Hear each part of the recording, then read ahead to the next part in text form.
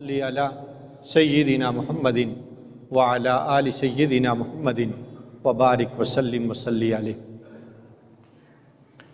محترم بھائیوں، بزرگوں اور دوستو، سیدنا ابراہیم علیہ السلام کا ذکر یہاں اختتام پذیر ہوا تھا کہ جب آپ کو آگ میں ڈالا گیا نمرود کی طرف سے، پھر جب اللہ جل جلالہ نے ابراہیم علیہ السلام کے لیے اس آگ کو گل و گلزار بنایا، ٹھنڈا کیا، ابراہیم علیہ السلام باہر آئے تو یہ علاقہ چھوڑنے کا فیصلہ کیا۔ علاقہ چھوڑنے کو عربی میں ہجرت کہتے ہیں۔ آپ نے ہجرت کا فیصلہ کر لیا۔ اور نامی جگہ جو آبائی وطن تھا، وہاں سے آپ کلدانیین کی بستی میں پہنچے، پھر یہاں کچھ عرصہ رہنے کے بعد پھر آپ ہاران نامی جگہ میں پہنچے، لیکن سفر ختم نہیں ہوا، ہجرت کا یہ سفر جاری رہا۔ آپ فلسطین کے مغربی کنارے پہ پہنچے، وہاں سے آپ نابلس میں پہنچے جو فلسطین کا ایک بڑا مشہور علاقہ ہے آج بھی۔ یہاں سے پھر آگے مصر پہنچے، اور مصر میں جو وقت کے بادشاہ فرعون کے ساتھ معاملہ ہوا وہ آپ کے سامنے گوش گزار کر چکا ہوں۔ حضرت سارہ ایک، حضرت لوط علیہ السلام دو، حضرت لوط علیہ السلام کی بیوی تین، اور خود ابراہیم علیہ السلام چار، یہ چار لوگ مصر میں پہنچے۔ جب ابراہیم علیہ السلام نے پیغام نبوت عام فرمایا تو ایمان لانے والوں میں صرف ایک لوط علیہ السلام تھے۔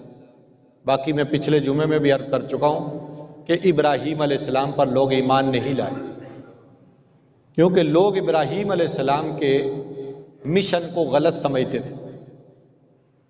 لوگ بت پوجتے تھے، بت بناتے تھے، بت فروخت کرتے تھے، ستاروں کی پوجا کرتے تھے، چاند کی پوجا کرتے تھے، سورج کی پوجا کرتے تھے۔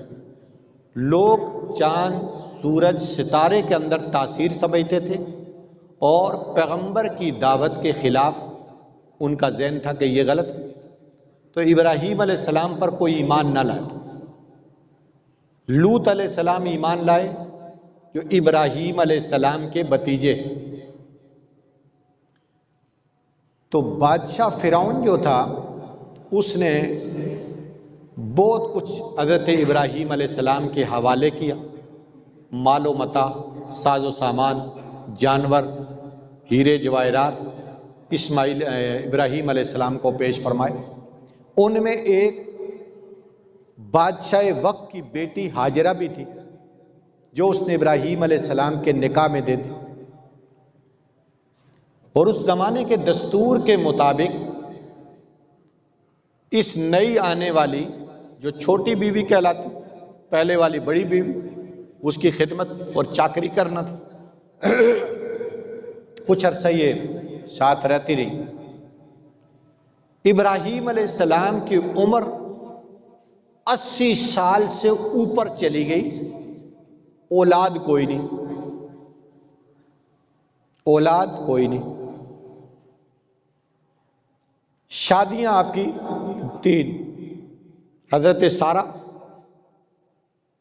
حضرت قطورہ اور حضرت ہاجرہ۔ یہ جو سارہ تھی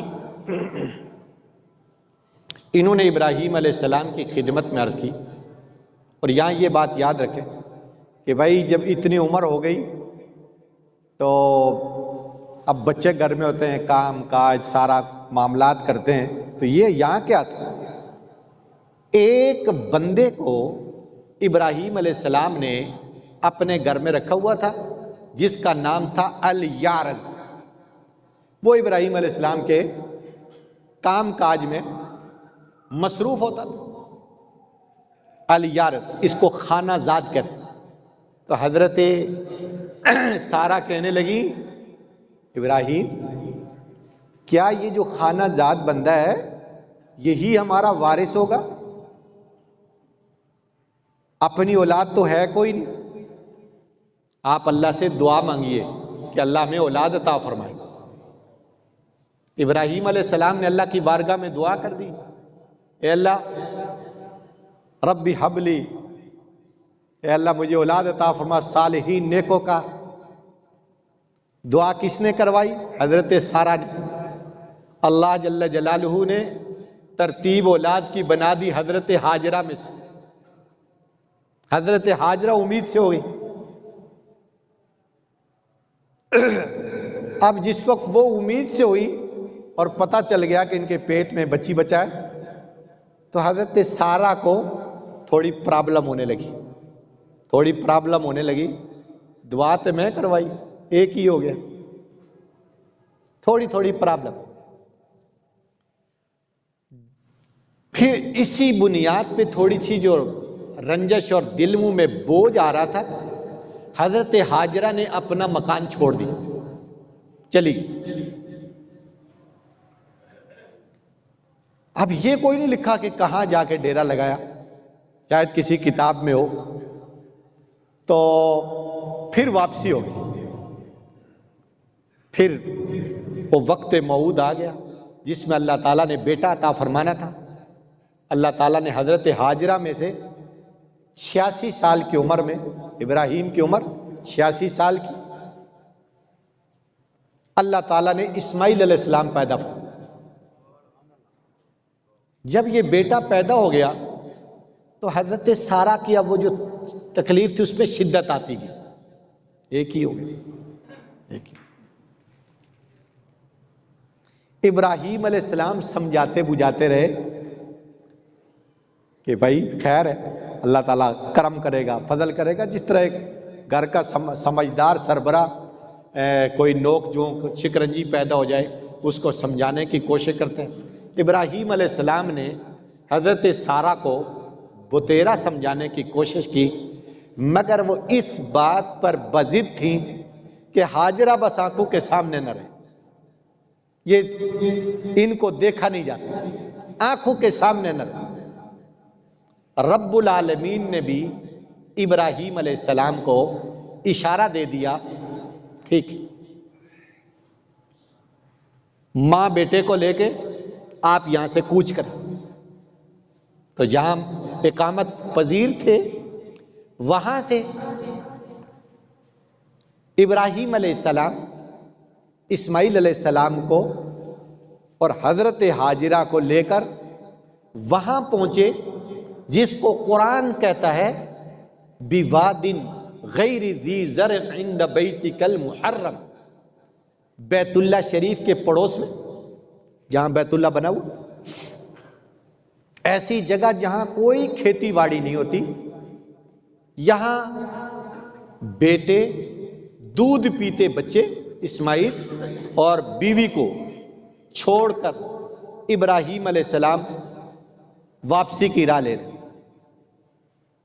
اب جب واپس تشریف لا رہے ہیں تو بیوی حضرت ہاجرہ ساتھ ساتھ پوچھتی جاتی ہیں کہ یہاں نہ کوئی آدم، نہ کوئی آدم زاد، نہ کوئی مونس، نہ کوئی غمخوار، نہ کوئی دکھ درد بانٹنے والا، اکیلے چھوڑ کے آپ کس کے سہارے پہ ہمیں جا رہے ہیں؟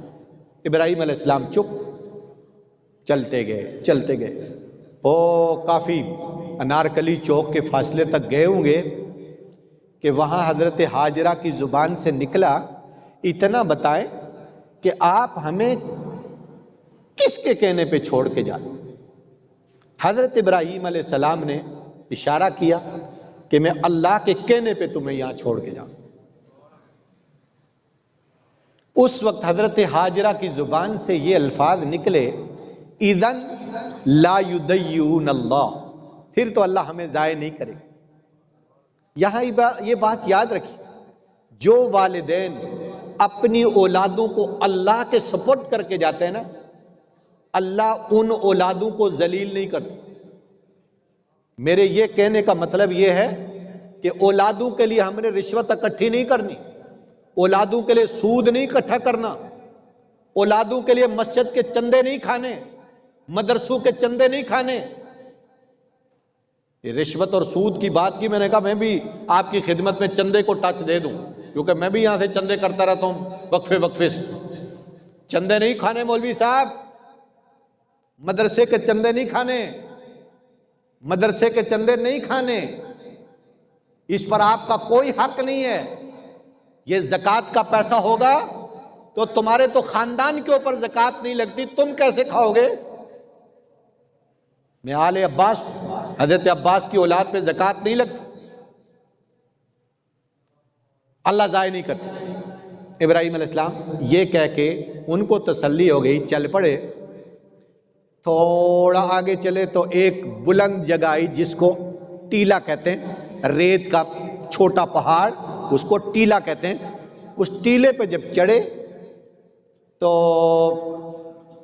اب ہاجرہ اور اسماعیل علیہ السلام دکھائی نہیں دے رہے تھے۔ کچھ دیر تک تو دکھائی دیتے رہے، اب نہیں دکھائی دے رہے۔ وہاں پھر خانہ کعبہ کی طرف منہ کیا، ہاتھ اٹھائے اور اللہ سے دعا کی، ربنا انی اسکنت من ذریتی بواد غیر ذی زرع عند بیتک المحرم۔ اے اللہ، میں نے اپنی اولاد کو، بچے کو یہاں چھوڑا ہے تیرے گھر کے قریب، جس وادی میں کوئی کھیتی باڑی نہیں ہوتی۔ وجہ بیان کیا گیا، کیوں چھوڑا یہاں؟ لیقیموا الصلاۃ، تاکہ نماز قائم کریں گے یہاں، ٹھیک ہے جی، اس وجہ سے چھوڑا۔ اور پھر دعا کی، اللہ لوگوں کے دل ان کی طرف پھیر دینا، اور اے اللہ ان کو اپنے خزانوں سے رزق اور پھل عطا فرما۔ بس یہ دعا کی، اللہ کے سپرد کیا اور چلے آئے۔ حضرت ہاجرہ کے ساتھ ایک مشکیزہ پانی کا، ایک پوٹلی تھیلی کھجوروں کی حضرت ابراہیم علیہ السلام یہاں چھوڑ کے گئے تھے۔ کچھ عرصے تک تو یہ دونوں چیزیں چلتی رہی، اور ایک وقت آیا کہ کھجوریں بھی ختم ہو گئی، پانی کا مشکیزہ بھی ختم۔ ایسا وقت آیا کہ حضرت ہاجرہ کی چھاتیوں سے دودھ خشک ہو گیا، کھانے پینے کی چیز نہیں رہی تو دودھ کہاں سے آئے؟ جب یہ منظر ہوا تو حضرت اسماعیل علیہ السلام بھوک میں تڑپنے لگے، بھوک میں بلبلانے لگے، بھوک میں سسکنے لگے۔ تو حضرت ہاجرہ کی آنکھوں میں یہ منظر برداشت نہیں ہو پایا، یہاں سے اٹھی بیٹے سے، تڑپتے بیٹے کو چھوڑ کر تھوڑا فاصلے پہ ایک چٹان پہ جا کے بیٹھ گئی۔ پھر دل میں کوئی خیال آیا، صفا پہاڑی پہ چڑھی کہ یہاں چڑھ کے دیکھوں کوئی بندہ نظر آئے تو کسی کو آواز دوں، کوئی ہماری اس بے سر و سامانی میں کوئی کسی کو پکاروں۔ نیچے اتر آئی، پھر وہی ترتیب، پھر اگلی ترتیب بنی، مروہ پہاڑی پہ پہنچی کہ بھائی کسی کو آواز، غیبی ایک آواز آئی تو چونک اٹھی، بھائی کون ہو تم؟ اگر کوئی آواز دینے والا سامنے ہے تو ہماری مدد کو پہنچے۔ وہ تھے جبریل علیہ السلام۔ جبریل نے آواز دی اللہ کے فرمان، اور پھر یہ 7 چکر لگائے صفا مروہ پہ حضرت ہاجرہ نے۔ 7ویں چکر اختتام پذیر ہوا۔ ایک روایت میں آتا ہے کہ جبریل نے ایڑی ماری اور پانی پھوٹا، ایک روایت میں کہ اسماعیل علیہ السلام جہاں رکھے ہوئے تھے انہوں نے وہاں ایڑی لگائی اور پانی کے چشمے پھوٹے۔ حضرت ہاجرہ نے جب یہ منظر دیکھا تو وہاں سے اتر کے بھاگتی ہوئی یہاں پہنچی اور مٹی لے کے یہاں منڈیر بنانے لگی کہ یہ پانی زیادہ نہ پھیل جائے، اور زبان سے کہہ رہے ہیں زمزم، عبرانی زبان میں زمزم کہتے ہیں رک جا، انگریزی میں کہتے ہیں سٹاپ، اور عربی میں کہتے ہیں کف، کف رک جا، موقف کہتے ہیں گاڑیاں کھڑی ہونے کی جگہ، کف رک جا۔ اب یہ کف کہتی تو اور تھا، دیکھیں زمزم کا لفظ بولا انہوں نے۔ نبی علیہ الصلوۃ والسلام نے فرمایا اللہ رحم کرے اسماعیل پر، اگر وہ یہ زمزم کا لفظ نہ بولتی تو یہ چشمہ جو ہے یہ جاری ساری رہتا، لیکن آج بھی وہ اس کے جاری ساری رہنے میں کوئی پرابلم نہیں، انڈر گراؤنڈ چل رہا ہے، اور پوری دنیا میں کوئی خوش نصیب ایسا نہیں ہوگا کہ جس نے زمزم کا پانی نہ پیا۔ حضور نے فرمایا جس مقصد کے لیے پیا جاتا ہے اللہ اس مقصد کو پورا کرتا ہے۔ تو یہ زمزم اس طرح نکلا، پھر رہ پڑے۔ اچھا یہ واقعہ یہاں تک ہو، اس دوران تھوڑا ہی عرصہ گزرا، جرہم قبیلہ ان کا ایک چھوٹا سا قافلہ ادھر سے گزر رہا تھا۔ یہاں مکہ کے قریب جب پہنچے تو انہوں نے پرندے فضاؤں میں اڑتے دیکھے، تو انہوں نے یہ خیال کیا کہ یہاں کوئی پانی موجود ہوگا تب یہ پرندے اوپر حرکت کر رہے ہیں، ورنہ پانی نہ ہو تو یہ پرندے اوپر حرکت میں نہ ہو۔ یہ سوچ کے وہ جو آگے بڑھے تو ملاقات ہو گئی حضرت ہاجرہ سے، ان کو جا کے انہوں نے رہنے کی درخواست کی کہ ہم یہاں رہنا چاہتے ہیں، اور ان کے بھی دل میں یہ بات تھی کہ اللہ کرے کوئی نہ کوئی آبادی ہو جائے، یہ سکیمیں نہیں بنتی، ہر بندے کی کوشش ہوتی ہے 4 گھر بن جائیں، پراپرٹی کا ریٹ بڑھے گا، لیکن ان کو پراپرٹی کا مسئلہ نہیں تھا، ان کو مسئلہ یہ تھا کہ یہ تنہائی کی وحشت ہے، بھائی معصوم بچہ میں عورت ذات اور اس جنگل اور بیابان جگہ میں رہ رہی۔ خیر ان کو اجازت مل گئی کہ جی آپ یہاں آپ کو رہنے کی اجازت ہے، لیکن یہ جو پانی کی ترتیب ہے اس پہ آپ مالک نہیں ہوں گے، یہ نکھیڑا پہلے ہی کر دیا نا، بعد میں ٹینشن نہ ہو، پانی میں آپ کی ملکیت نہیں ہے، باقی آپ جہاں رہنا چاہتے ہیں مکان مکون بنائیں اور آبادی کریں۔ لو جناب ان کو جب اجازت مل گئی، ان جرہم نے اپنے مکانات بنانے شروع کیے، اور پیچھے جو ان کے لوگ تھے ان کو بھی پھر انہوں نے جا کے دعوت دی، بھئی آؤ ہمیں جگہ مل گئی وہاں آبادی کرتے۔ یوں قبیلہ جرہم یہاں آباد ہوا، انہوں نے مکانات بنائے۔ ہاجرہ اور اسماعیل علیہ السلام کا تو مکان کوئی نہیں تھا، تو حضرت اسماعیل علیہ السلام انہی جرم کے گھروں میں پلے بڑے، اور یہیں انہی کے صحنوں میں کھیلنے کودنے میں مصروف رہے۔ جب بڑے ہو گئے تو انہی جرم قبیلے کی لڑکی حضرت اسماعیل علیہ السلام کے نکاح میں آ گئی۔ ٹھیک ہے، ابراہیم علیہ السلام جہاں اقامت پذیر تھے وہاں سے پتہ کرنے کے لیے تشریف لاتے تھے۔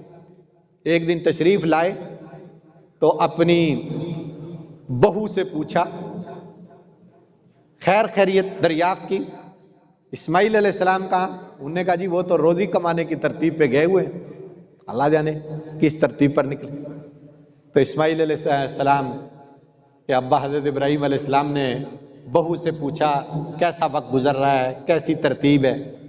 بہو نے شکایت کر دی، فقر و فاقے کی شکایت کر دی کہ جی کوئی مزیدار ترتیب نہیں ہے، پریشانی ہے، بڑے مسائل ہیں، شکوہ شکایت کر دی۔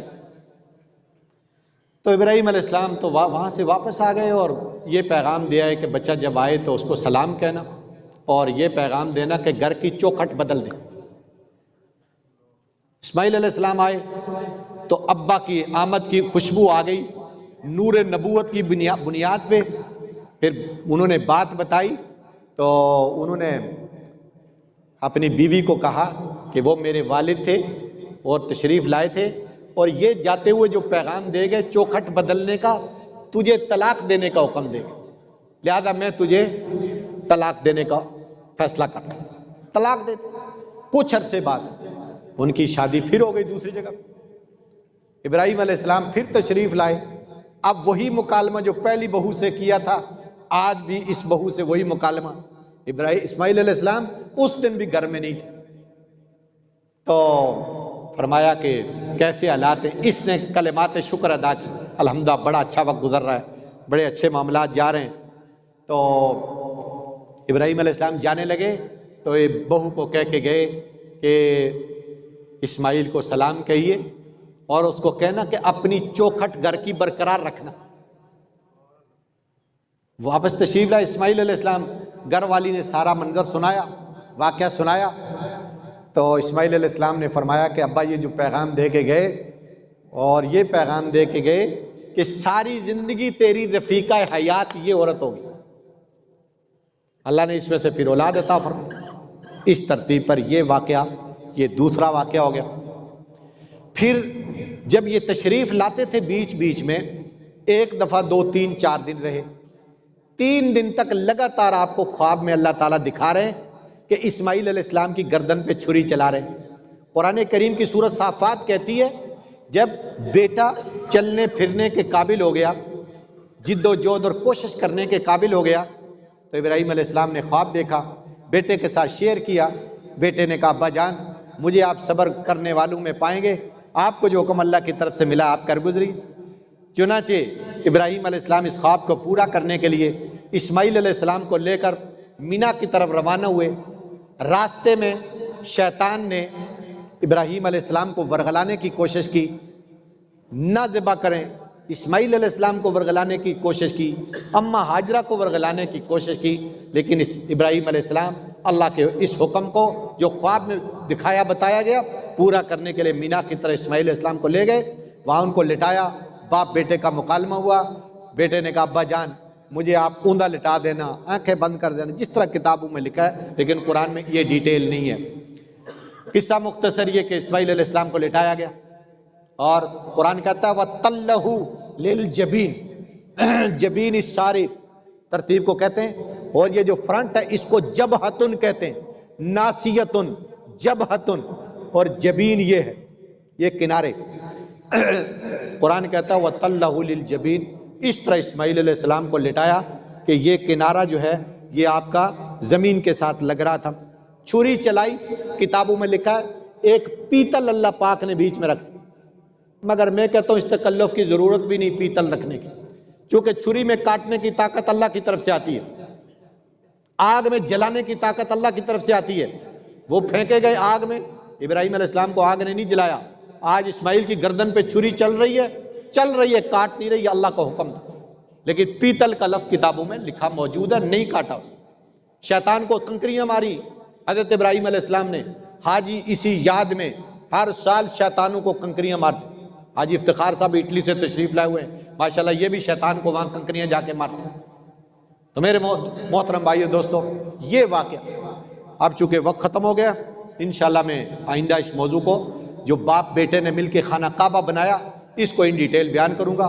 اللہ تعالیٰ مجھے آپ کو عمل کی سمجھ کی توفیق دے. یہ بات یاد رکھیں کہ جو اللہ کے لیے قربان ہو جاتے ہیں اللہ ان کو مرنے نہیں دیتا. اللہ قرآن میں بھی ان کو مرنے نہیں دیتا، اللہ رسول اللہ کی زبان پہ بھی ان کو مرنے نہیں دیتا، اور قیامت کی صبح تک ان کی یادیں باقی رہیں گی اور لوگ ان پر رضی اللہ، سلام علیہ اور رحمت اللہ علیہ، ان سارے کلمات سے ان کو نوازتے رہیں گے. اللہ ان پر سلامتی بھیجے، اللہ ان پر رحمت نازل فرمائے. اور ابراہیم علیہ السلام کے لیے تو ایسا کر دیا، اور اہل بیت رسول کے لیے اللہ نے ایسا کر دیا کہ پوری تاریخ عالم، تاریخ اسلام کی بات میں نہیں کرتا، تاریخ عالم میں ایسا احسان اللہ نے کسی پر نہیں کیا جو اللہ نے ابراہیم علیہ السلام پر اور رسول اللہ کی آل اور اولاد پر کیا. کہ نماز جیسی عام ترین عبادت میں اللہ نے درود ابراہیم پر اور آل رسول کے اوپر درود شریف، جنازے کی نماز میں پہلے اللہ کی ساری تعریفیں، اینڈ پہ اللہ پاک نے ابراہیم علیہ السلام، اپنے پیارے نبی پاک السلام اور آپ کی اولاد پر درود شریف کی ترتیب بنا دی کہ قیامت کی صبح تک یہ دعائیں ختم نہیں ہوں. اللہ تعالیٰ مجھے آپ کو عمل کی سمجھ کی توفیق عطا